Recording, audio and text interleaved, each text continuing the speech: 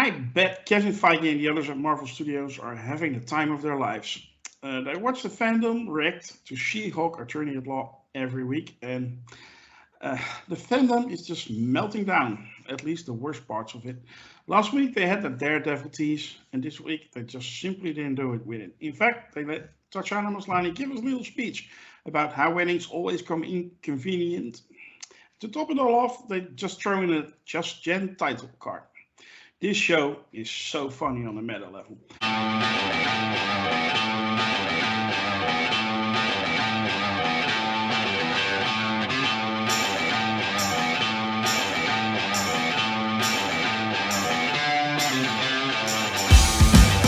Hello, and welcome to the review of Champions. It's time to talk about She-Hulk, Attorney at Law, Episode 6, Just Jen. With me are voice only Loki's mom. How are you doing? Doing really, really great. How are y'all? I'm doing great. Let's find out about the others. Taylor, how are you doing today? I'm doing great. And last but certainly not least, Merv. How are you? Hi. Fantastic. Great to hear. Before we start, I would like to ask you all to hit that like and subscribe button and maybe join our little community on sakar.freeforms.net. We would love it if you sign up and join the conversation, and if you want, you can be on the show. We're going to talk spoilers, so if you haven't seen the episode yet, go check it out first and then come back to this video. Let's dive into this week's episode. Taylor, I'm going to start with you. Did you ever experience a fight at a wedding? No, I don't think I ever actually saw a real fight at a wedding. Okay. Any green women showing up? No, I would have remembered. Yes. Okay. What do you think about this week's episode? I mean, it was pretty good.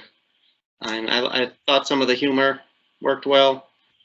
I thought even though I don't like A and B stories, the B story with the divorce case was, again, pretty funny. Bringing in Mr. Immortal was, that's a deep cut. It's kind of stuff I've been waiting for on this show. I kind of, would have liked to have seen Jen being an attorney at law again. I mean, she's only, in most episodes, she's not doing the attorney stuff. So I don't know if they want to change the title of the show or not. But I thought that was pretty good. Nikki and the other lawyer worked well together. The wedding stuff, like I said, some of the humor there worked. A couple of things didn't really work, or at least didn't make a whole lot of sense to me. We got a fight.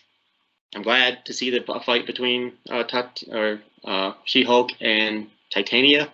I would have liked to have seen a little bit more fight than that. A lot of build up for a pretty short fight there, but overall, it was a pretty good episode. Great. Taking a deeper dive in a minute or two. Talking about Mr. Immortal, back Loki's mom. Mm-hmm. Do you think he wrote the song 50 Ways to Leave Your Lover? Well, he only did it one way. It was about killing himself. Okay. He just had different methods of doing that. Yeah, I agree with Taylor. I like Mr. Immortal. I love his. He has that name, and yet he's basically just like somebody that hangs out at a golf course or something. with the tan and the ascot and whatnot. Kind of Florida seedy, like whatever you want to call it, but hanging out at the old folks' homes. But yeah, he was really funny, and I thought that sequence was, like you say, the B plot was really good. I thought the wedding, I have to agree. I think the wedding, it was funny. I mean, you had the typical. I mean, there again, I keep saying it over and over. It's the same sort of tropes over and over that you see in these types of movies, but it's played with She-Hulk. What if She-Hulk was at the wedding type of thing? And no, I have not ever witnessed a wedding, but however, I was involved in a car accident on the way to a wedding once. Oh. And I didn't wind up like She-Hulk with, Bruce Banner's blood in me, but we had to go back, change or get another car and then go back finally we did make the wedding on time. But anyway, that was just my wedding adventure. Okay. What? Any further thoughts on the show, or you want to unpack it later? Yeah, just I'll update later. Okay. Merv. Um. Well, a little bit more serious question for you. The last scene of this week's episode, we get like a lab or something and stuff going on, but right before that, we see the lawyer. I think her name is Book, and Nikki surf the interwebs and finding a site intelligent, whatever they call it, and. At that, when they are browsing, there's a little fourth wall break by Nikki. So my question for you is Nikki the big bad? The show. I'm gonna go out on a limb and say no, but I wouldn't put it past Mallory to be something deeper than what she seems. Yeah, but I mean, know. Nikki is really pushing to inform Jen, and actually she does later in a phone call. Yeah. And she does, when Book is saying, no, we shouldn't do it, she does break the fourth wall, look into the camera with like, that's not my plan kind of look. Or am I reading too much into it? I actually read it the other way, where I was more suspicious of Mallory for not wanting Jen to know about this website with, death threats basically geared towards her. I was like, wait, does she actually have maybe she's involved in this and has a death threat out on Jen so that she is the head of, just because that's as much as we know about her, that she's now the head of the lawyer division that she wanted in the first place. Maybe that's the case. I don't know. So that's where my mind went. I didn't suspect Nikki, but mostly because I don't know. Nikki seems very surface level. She is who she looks like, character. I can't see her pulling rabbits out of a hat or anything like that. But hey, the show could surprise me for sure. Okay. Well, Nikki was she was with Jen before. She was her PA before, so I think, right. She's not really she was never involved in any of this to begin with. So, and two, I think you bring up a good point, Merv, about, I didn't think about Mallory being, but yeah, she's saying, "Oh, Nikki, don't tell her, knowing full well that she's gonna go blab to her, And I think part of that may be a byproduct of this show presenting so many characters that aren't great people, that Right. Like every new character or every character's point I look at with suspicion. You know what I mean? Like it's presented us with so many characters that are scumbags that I'm immediately suspicious anytime anyone does anything in this show, and I don't know if that's what they want, but that's the way I feel about it. So, further thoughts on this week's episode? I really enjoyed. Well, a mixed bag overall, but I thought Jen, as the character Jen, came across as like super charming and very cute in a lot of like the wedding scenes. At least once, she got past like the mean girl bridezilla moments, like that stuff I just rolled my eyes at. I liked the fight with Titania. I thought Titania was great in this episode. I she didn't really feel all that developed coming in. She's been like a presence in a lot of these episodes, but never like she actually had a conversation with Jen. I feel like that went a long way for me liking that character, or appreciating that character existing in the show, even if she's the villain. I loved Mr. Immortal's jump out the window. I laughed out loud at that. Whenever he just panics and jumps out the window, I died.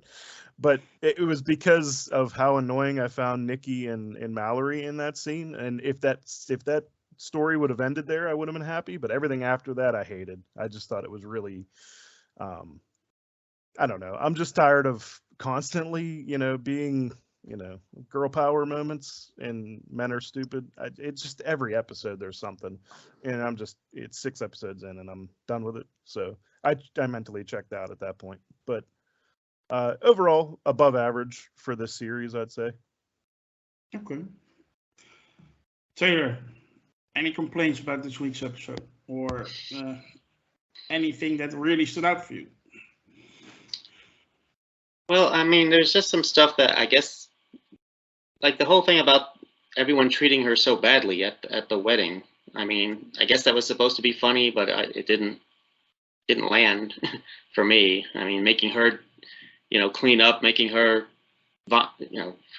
iron the shirts and making her walk with the dog. I mean, why were they so mean to her? Is it because, she wasn't that close with the bride? I don't know. It just, see, and what, if I was her, I mean, I've never been a bridesmaid, probably never will, but I would have told them off. Okay, I say, hey, you were the one who asked me to do this. I'm not ironing these jackasses' shirts who got wrinkled playing video games. Hey, that's sports now, huh? So that's right. It's on ESPN, which actually was a pretty good joke.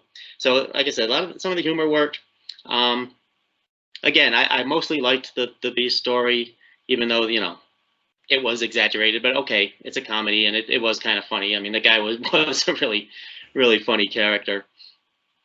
And he bought Apple in 1981, so the guy is rolling in money. So why he didn't just divorce? I guess he could have just divorced him and paid him a whole bunch of money and left it at that. But no, he's so afraid of conflict, I guess, that he'd rather kill himself multiple times. Which in the real world, I don't think that would work. I think 2 seconds later he gets back up again. I'm pretty sure he's still married at that point. Yeah, they need to see you go 6 feet under before they actually. Yeah, exactly. That'd be a good way. Yeah, honey, I was he jumped on the operating table. I was out for 2 minutes. Yeah, I mean, he jumped out that window and landed on that car and got up like 3 seconds later. I mean, people die longer than that on the operating table and come to life, But again, I appreciated the humor, and I appreciate him bringing in such an obscure Marvel character as Mr. Immortal. So I really didn't have any problems with that. Again, and then the whole thing with the guy she met at the wedding. Are we going to see him again? Is she going to talk to him again? Did she give him his phone number? Is he coming back again? I don't know. It just seems underdeveloped. And maybe that was intentional. Maybe he is going to come back later and get more developed. But if it's just kind of a one-off thing, I think it's kind of pointless that they put it in there. Yeah, like we discussed last week, the show is a little bit of everything and nothing really hits the mark. Do you think they did a better job, like at least the sitcom thing? Or I believe so. I actually thought this was one of the better episodes. If not, maybe even the second best after the first one. Yeah, I think they did do a better job. I think they really approached this episode as a sitcom, and she even said it at the beginning. It's a standalone wedding episode. Okay, so it had a beginning, a middle, and end for all, for both the A and the B story. And there seemed to be a little bit more focus on the comedy. So I think they did do a better job.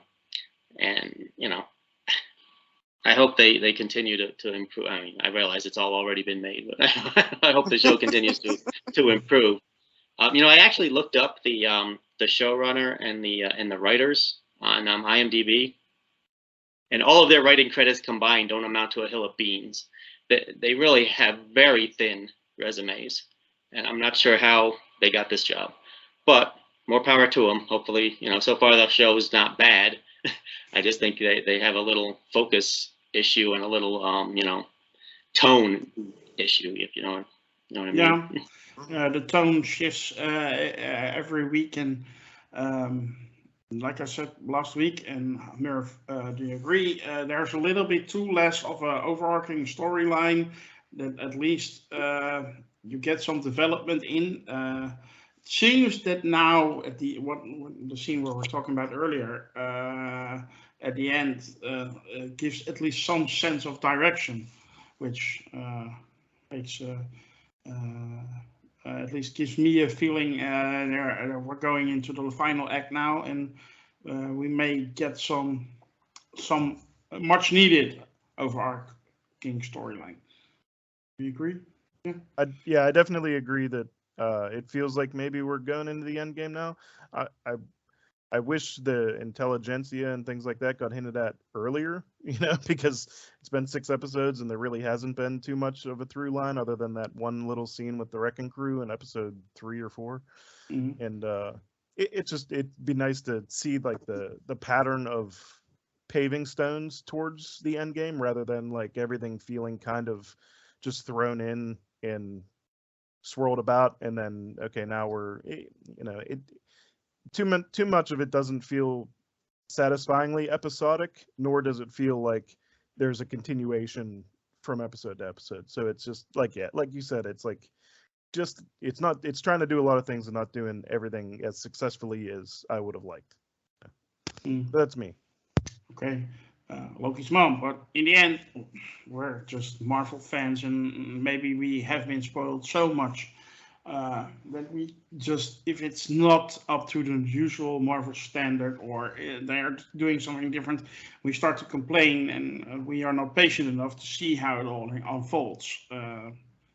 You also had a follow-up, so go ahead. What do you think? Well, yeah, I agree with what Merv and Taylor and you've already said that I think the tone has just been kind of all over the place, and we got just like really silly stuff in, and Madison, which I still haven't recovered from, and like you said, and then they throw these like the wrecking crew. They throw, oh, well, now somebody's after her blood, and we get these things at the very end of the sort of the episode, but then it's not followed up the next week. You know what I'm saying? The one thing though that I have noticed, and maybe it changed a little bit here, was all through this series we've seen how Jen starts out. She's very positive. She's in the DA's office, assistant DA. She's going to win this case. She's got it together. This is before Hulk, and fate turns on her, and then she winds up as a Hulk. But unlike David, her cousin, she's not having any problem controlling it. She has She-Hulk under control from just almost the minute she's that.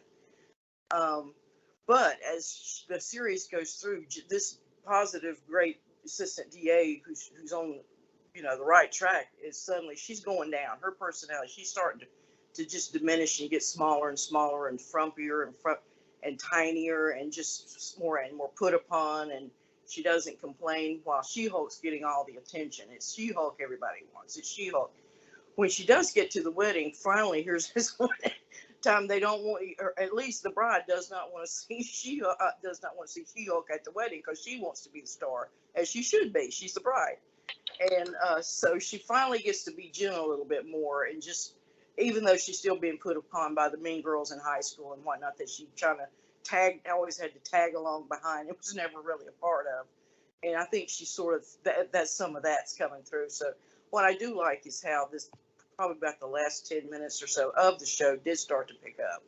And we got back into this intelligentsia website, and then the more, okay, who are these people that's in this mysterious lab, getting syringes ready, and so I think, hopefully, please God, let's see some more let's see Daredevil by this next episode, because I think that's one of the things we've really been waiting on.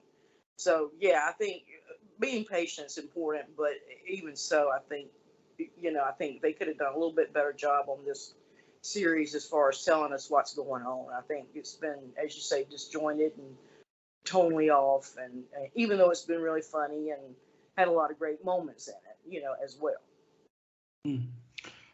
Well, actually, you make a good point. I haven't really thought about it, but the fact that indeed She-Hulk is taking away the light from Jen in her life is actually what we've been seeing in the last 6 episodes. And yeah.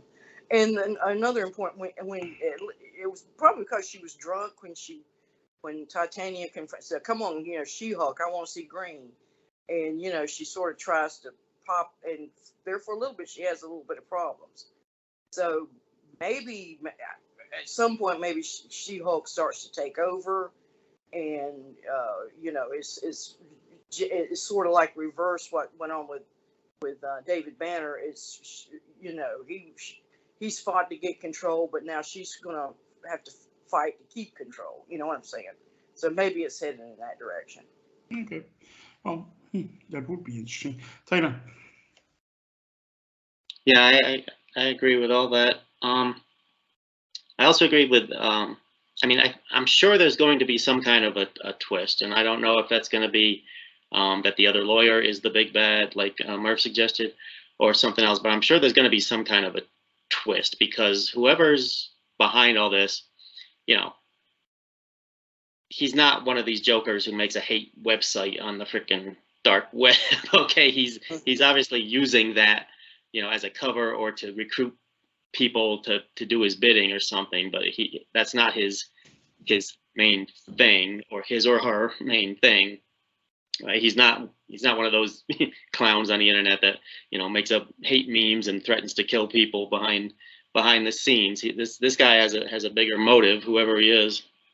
And I'm really curious to find out what the twist is, whether it ends up being like someone we already know, like Nikki, or the other lawyer, or, you know, who knows who it is. I'll say it's not Titania, because yeah, Titania's been done her part quite well, I think.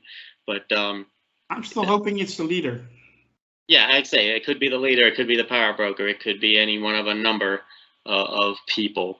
Maybe the leader is the real power broker. What I'm hoping, though, is that, yeah, that could be too. That's a good point. There will be a connection between, because we know he's in Captain America 4, and he has been in The Falcon and the Winter Soldier, but he's usually a Hulk villain, so that would be a nice connection. Yeah, that's true. That's a good thought. It might very well be that. But however it turns out, I hope they're not waiting until the last episode to give us the big reveal and the big finale. Okay, I want a little bit more build. And actually, you know, if it follows the pattern of the Marvel Disney Plus shows, isn't it like the second to last episode is always like a big flashback episode where we saw, you know, Wanda's childhood, and we saw Pakistan in 1948, and, you know, it's like almost every series, the second to the last episode is a big flashback thing that reveals all the secrets. And I hope they don't get into too much of a rub. But what I would like to see is, like, at least in the next episode or the episode after that, at the latest, we get the big twist, and then the climax actually lasts more than half an episode. You know, we have a little bit more depth to the big climax. Yeah. There is a fat chance we get Daredevil Murdoch next week. Indeed, some kind of reveal episode in episode 8, and then indeed a 25-minute finale for the whole She-Hulk show. And that would be following a pattern, and that would be a little bit disappointing to me. I think, if I read you correctly, to you as well. Right. I'm still processing what Loki's mom just said about Jen's journey, and I'm actually it's nice. Anyone with something to unpack about this week's episode? Oh, I loved. Go ahead. I just mentioned I loved Cousin Chad. His DJ name is Incredible Hulk. Yeah, that was funny. Taylor? Yeah, I was expecting the DJ station to get destroyed in the fight. You know, I was really expecting like a whole lot of damage and a lot of a much more significant fight than what we got. But I'm glad. But the fight we got was okay, and I'm glad we had it. Yeah, I like just hit her heel on the bricks and just knocked her right. You know. Yeah, made the earthquake with the bricks. The one thing is the clothes, because I watched it twice now, and the dress that she wore for the rehearsal, the whatever you call it, sundress or whatever, that came from the designer that we saw last week. It was in one of those bags. I thought the whole point of those things was it looks good whether she's Hulk or Jen. Well, it looked awfully baggy when she went down to Jen. So I'm not sure if we missed something there, or if they may have, you know, re-edited something to change the order of the episodes, which, you know, TV shows do a lot of times. But yeah, that seemed a little weird to me. Yeah. You're right. I'm not one to critique women's clothing. I stay away. I like to stay Yeah, it away was a from little that too before I get baggy. arrested. It could have been shrunk. It would have been okay if the dress had shrunk down just a little bit more. It would have been okay, but it was just a little too baggy on her, on Jen's. I mean, it looked like it was going to fall off there for. Yeah, a little scrawny body. But then the show wouldn't be on Disney Plus if that had happened. Right. That's why Hulk's pants always stay on. Yeah, exactly. Well, actually, talking about Hulk, he's unavailable. He's still away. In a subtle way, they have put Bruce Banner. Sorry, Lokismom, it's Bruce. I didn't want to correct you, but now I do anyway. What did I? Oh, I'm sorry. What did I call him? David. Oh, David Banner. I'm sorry. I was thinking that was from the 1970s TV show. His name was David Bruce Banner in that. David Bixby. Yeah. I'm sorry about that. Bruce Banner. You're absolutely right. I don't mind. I grew up on that show. I loved it. So, but yeah, they subtly, in a subtle way, moved him away from the Earth. That's gonna pay off. Maybe not in this show, but later in the MCU, right, Taylor? Yeah, absolutely. Did anyone know? I didn't notice until the second time I watched the episode that she had actually been trying to call him, and she left another message for him because I can't reach him. I'm just wondering where he was. So he's still out in space somewhere on another planet, obviously. I noticed. Yeah, it's definitely going to lead to something somewhere. I noticed they were really vague about, she was like, I've been trying to call you for days or weeks or months. Yeah. Like they're not committing to any solid timeline here. They're just like, it could have been any amount of time. No, indeed. Well, usually you get told that you're bridesmaid at a wedding months in advance, right? Yeah. At least. Yeah. By the way, they again teased a super suit for Jen, which she's never gonna wear. So she's probably gonna wear it somewhere in episode 8 in the end. So hopefully, hope they don't wait till 9 for it. No, they usually, or at least she unboxes it in episode 8. We don't get to see it until episode 9. If it's a credit scene, then it doesn't count. You know how that is. then it's part of episode 9. It's not part of episode 8. Yeah, I know your stance on credit scenes. Let's not go into that right now. By the way, anyone notice the first 4 episodes had credit scenes and the last 2 already didn't. So does that mean anything? I don't know. It's weird because the last 2 did the credit scenes, but it did them before the credits. One was the Daredevil reveal, and the next one was the guy making the needles for Hulk. But they were both before the credits. That's true. I think the boyfriend, the hot guy she met at the wedding that they were eating French fries, I think he might be a suspect.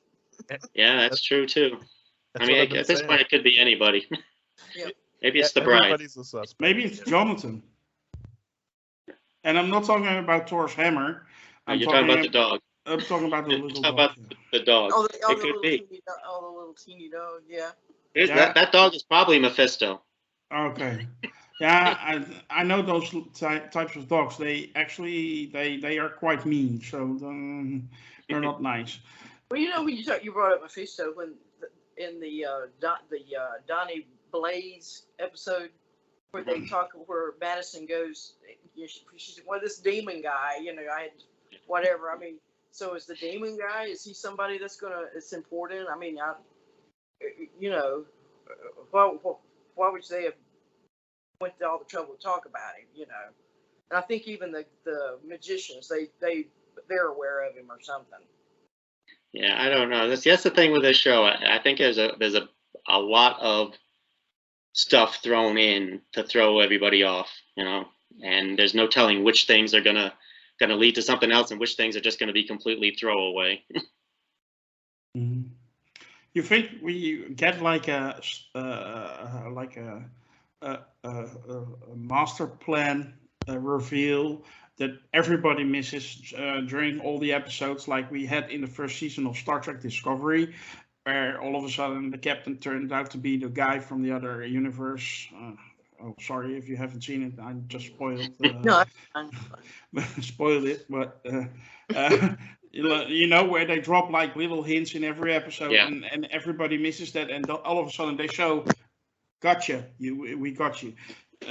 You should have caught on. Do you think that's possible, or am I being a stupid Marvel fan hoping for something like that, knowing better actually?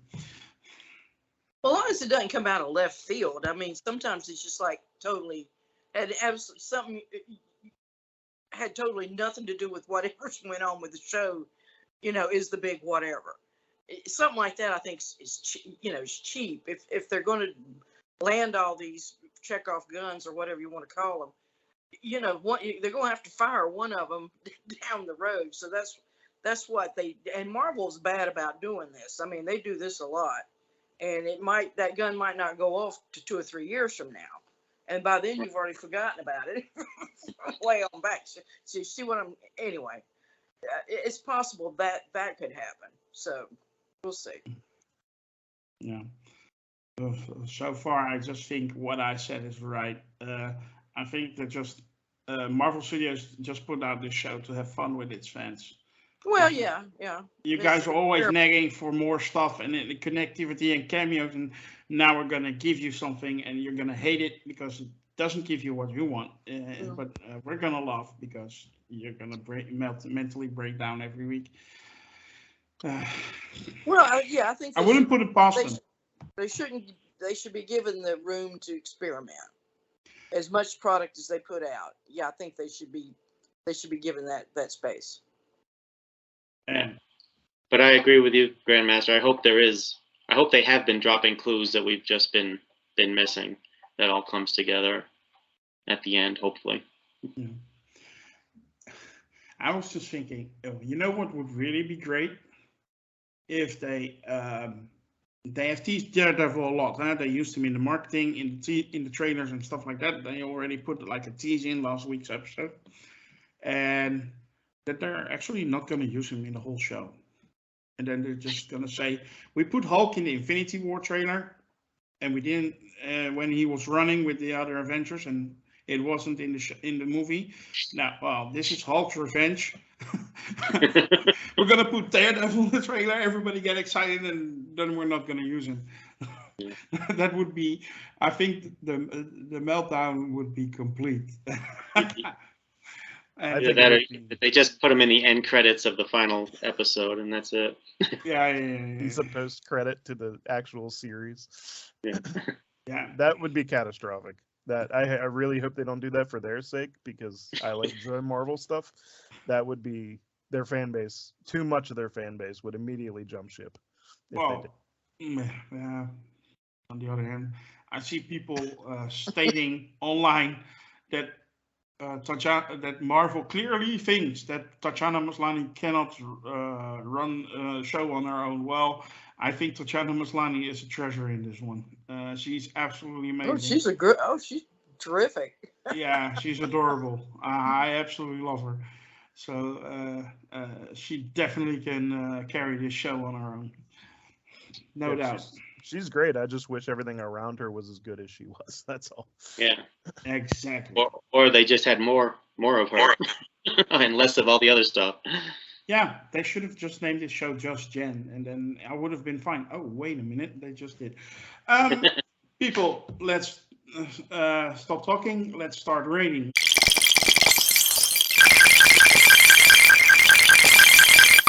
I'm gonna start with Lokismom. Lokismom, this week's episode.